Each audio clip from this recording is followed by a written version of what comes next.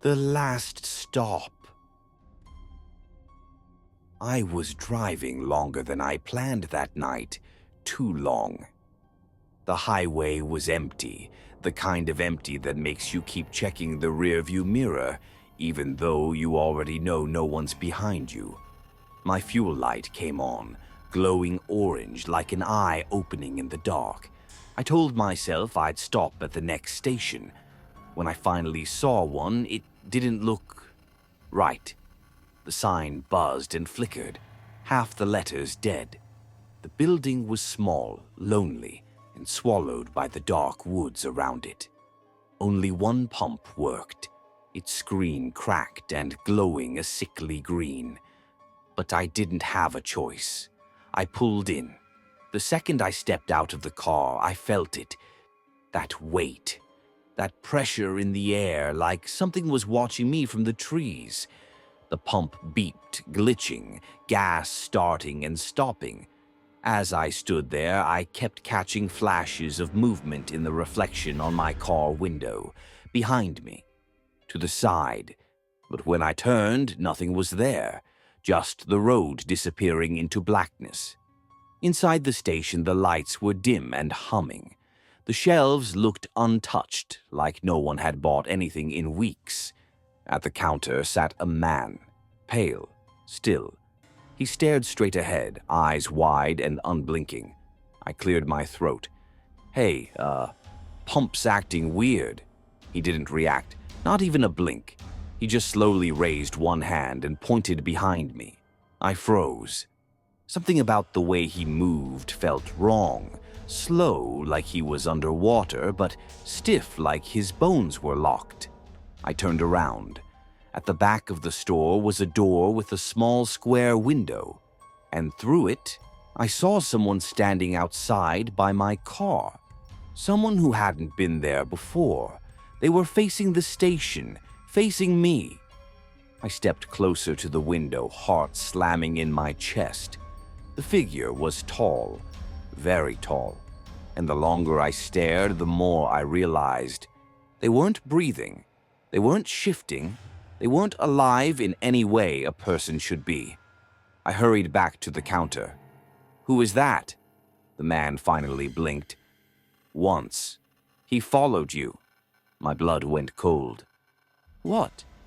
"He wasn't here until you arrived," the man whispered, voice cracking. "He stands by the ones he chooses." The lights flickered. The man suddenly grabbed my arm, grip cold and desperate. "Don't go back outside." But then, the front door chimed. I didn't open it. It opened by itself. Cold air rushed in. The figure stepped inside, slow, soundless, its footsteps not matching the motion of its legs, like reality had to catch up with it. The clerk started crying quietly. "He wants you to take him with you," he whispered.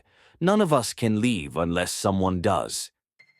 The figure turned its head toward me, too far like it had no spine. I ran, not toward my car, toward the back. I burst through a storage room, out a side door, sprinting blindly into the darkness behind the station. Branches slapped me, snow crunching under my shoes. I didn't stop until I reached the road again and flagged down the first pair of headlights I saw. I never told the driver what I saw. I never went back for my car. And sometimes, especially on long drives at night, I still check my back seat in the mirror. Because the clerk said something else as I ran. Something I didn't want to believe. You were already chosen the moment you stopped.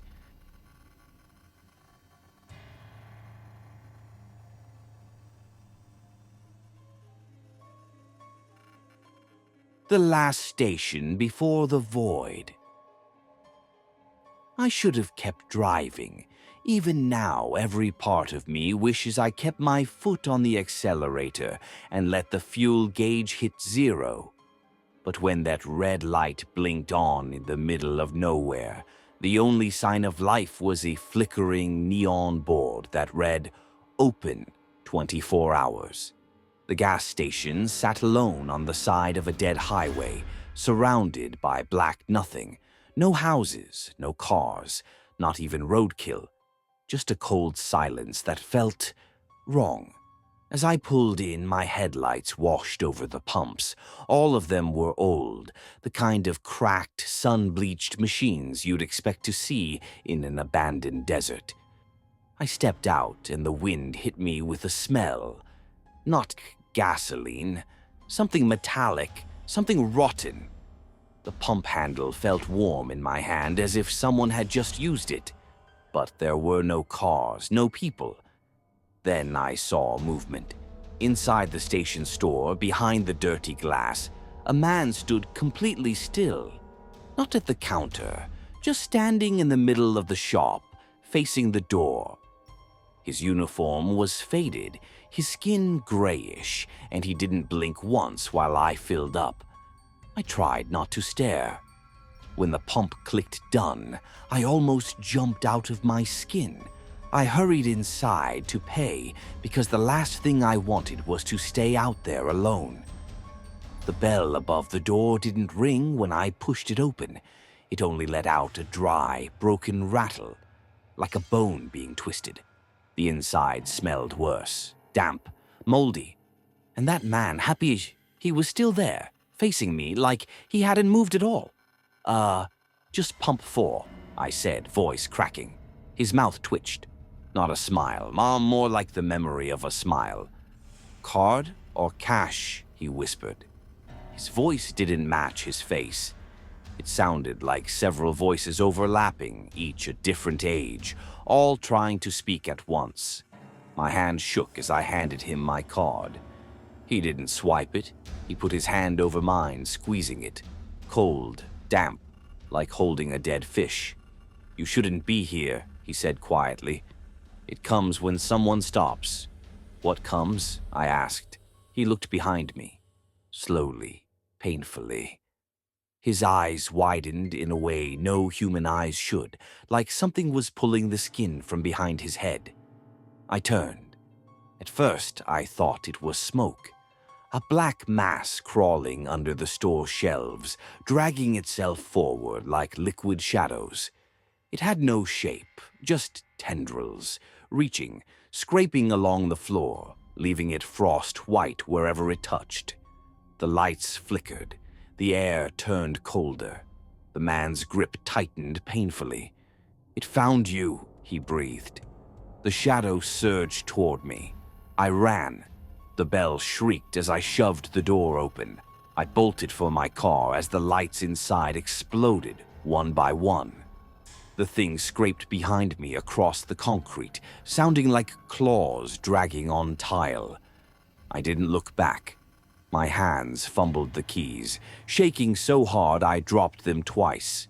The darkness slithered around the pumps, sliding toward me like spilled ink that knew my name. When the engine finally roared alive, something slammed against the back of my car, hard enough to rock it. I sped off, tires screaming, heart pounding so violently it drowned out everything else. Only when I hit 120 kilometers per hour did I dare look in the mirror. The station lights had gone out, every one of them. But in the rearview mirror, for a split second, I saw it. A long black limb dragging itself back into the store. And in the window, the gray man watching me flee, smiling now. A real smile, like he knew I wasn't safe. Not anymore, not anywhere. I should have kept driving.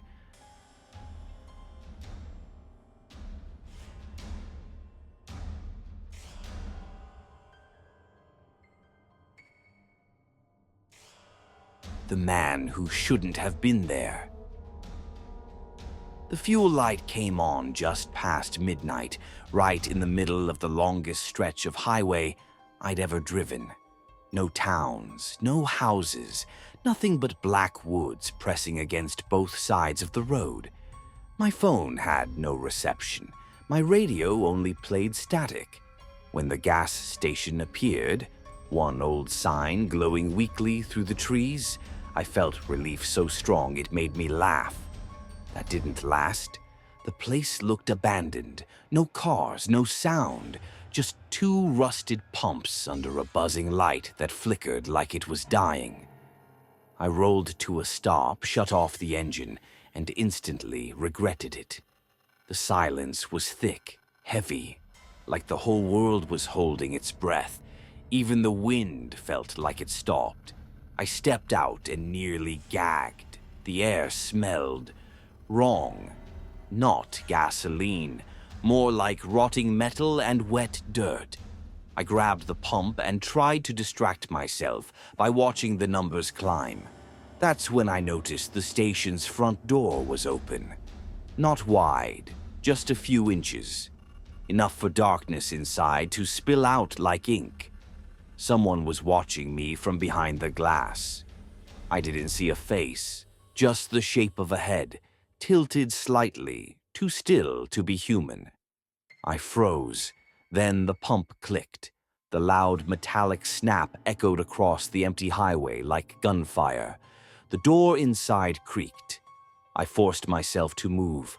I walked toward the store, credit card in hand, and with every step the figure behind the glass shifted, but only in tiny jerks, like frames glitching in a bad video. When I pushed the door open, a freezing wind slid across the floor, brushing my ankles like fingers. "Hello?" I called. The figure stood behind the counter now, but I swear he hadn't walked there. One moment he was at the window. The next he was 10 feet closer. He looked wrong. His uniform was too clean, too crisp, like it had never been worn.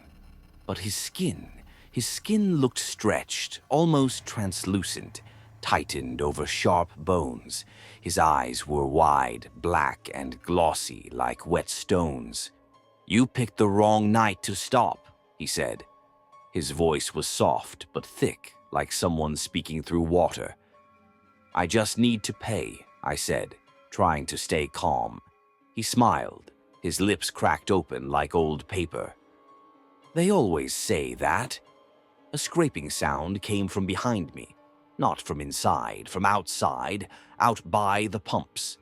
The man's smile vanished instantly. "You need to run," he whispered. Then the lights went out. Pitch black. Not a normal darkness, I couldn't even see my hands. The air turned solid cold, burning my lungs as I breathed. I heard it then. A dragging, sliding sound on the concrete. Slow, heavy, wet, and something breathing, not like an animal, not like a person, more like air being pulled through a tunnel lined with teeth. The attendant's voice came from somewhere near me. "Don't let it touch you." I bolted. I don't know how I found the door in that suffocating dark, but I slammed into it hard enough to bruise, forcing it open with a gasp of night air. My car was still there, but something crouched behind it.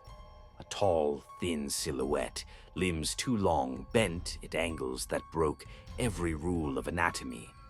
Its fingers scraped the ground as it unfolded itself to stand. Its head turned toward me with a slow creaking sound, like a tree twisting in the wind. My keys rattled madly in my hand. I dropped them once, twice. The creature stepped under the buzzing pump light, and my chest tightened. Its body had no face, just stretched skin, pulsing underneath as if something inside it moved independently. It reached an arm toward me, its shadow falling across my feet. I dove into the car and slammed the lock. The creature hit the window instantly, the glass bowing inward, its fingers tapping rapidly, like it was testing where to crack me open.